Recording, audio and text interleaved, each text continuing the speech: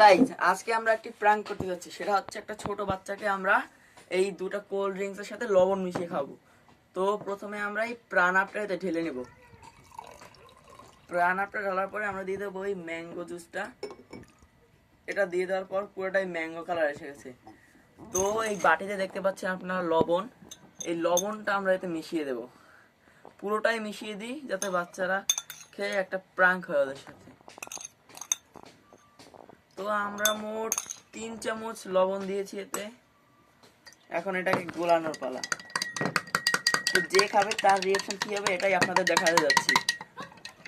আপনাদের জন্যই আমরা এইসব প্ল্যান করি।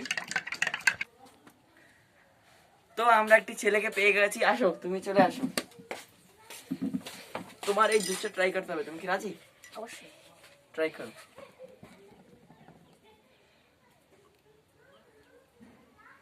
মজা? ছি, তুমি আমার গায়ে ফেললে কেন? কি খাইছিস?